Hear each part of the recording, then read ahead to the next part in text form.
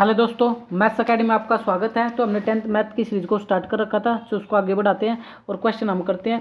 Question number जो आपका ये मोस्ट इंपॉर्टेंट है, 2023 में भी क्वेश्चन ये पूछा हुआ है सेट सी के अंदर। तो सर हम क्या काम करने वाले हैं, देखिए सिद्ध कीजिए कि 7 + √5 एक अप्रिमेय संख्या है। बड़ा इंपॉर्टेंट है, सीधा ही 3 नंबर में क्वेश्चन आता है भाई। तो ये हम तो जानते ही है वैसे भी। तो आप ये बताओ अप्रिमेय संख्या कौन सी होती है जो रूट में होती है, जैसे √2, √3, √5, √7।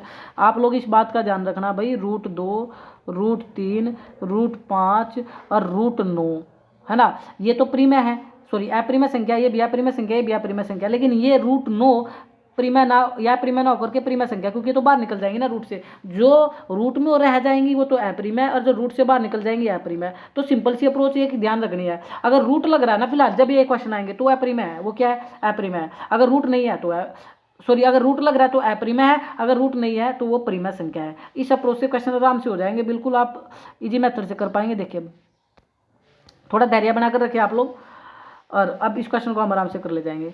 देखिए कैसे चले। आप क्या काम करें, पहले तो उल्टा मान ले, माना पहले तो क्या मान ले, उल्टा आप लोग मान ले कि माना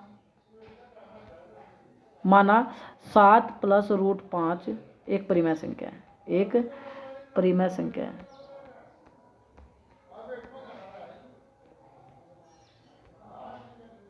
ये लिख लिया आप लोगों ने। सबसे पहले आपको अपरिमेय संख्या सिद्ध करनी थी, तो उसको उल्टा मान ले कि माना 7 + √5 एक परिमेय संख्या है। अब जब ये परिमेय संख्या होती है ना, 7 + √5 परिमेय संख्या, तो परिमेय संख्या किसको बोलते हैं, p/q को। ये भी ध्यान रखना, परिमेय संख्या की डेफिनेशन होती है कि परिमेय संख्या p/q की फॉर्म में होती है और q ≠ 0 होता है। ये भी लिख लोगे आप। और साथ में एक चीज और लिखना, ये जो p और q लिखे ये क्या है, आप लिखना p और q एक पूर्णांक है, p और q एक पूर्णांक है। ये भी आप लोग लिख देना भाई, p और एक क्या एक पूर्णांक है। अब आप बोलोगे सर p और क्या पूर्णांक का मतलब क्या होता है, पूर्णांक का मतलब होता है भाई पूर्णांक का मतलब होता है कि p और क्या पॉजिटिव भी हो सकते हैं, नेगेटिव, मतलब कोई भी नंबर हो सकता है, -7, -5, -8 जो मर्जी हो, बस जीरो नहीं हो सकता। क्या p तो हो सकता है जीरो, क्या नहीं हो सकता जीरो, बाकी प्लस माइनस कुछ भी हो। ये बात आपको लिख देनी है। अब क्या काम करते हैं बेसिकली, इतना काम करने के बाद एक ही काम होता है जो तुमने लिखा था ना, 7 + √5 बराबर p/q, जो ही लिखा था। अब इसके बाद एक ही काम करना होता है सिंपल, रूट वाला एक तरफ होता है बाकी एक तरफ होता है, p/q। और ये जो प्लस का 7 था इधर, ये इधर जाकर माइनस का हो जाएगा, बस इतना काम करना भाई।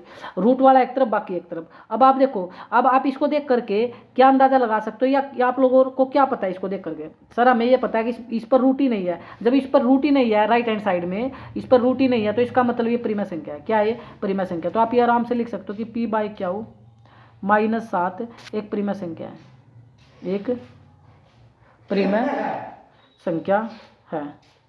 चलो भाई, मैं बोल रहा था आप लोगों को कि अब ये p/q -7 एक परिमेय संख्या है, एक क्या है, परिमेय संख्या है।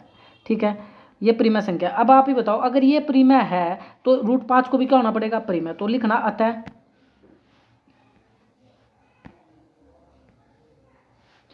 तो क्या लिखना, अतः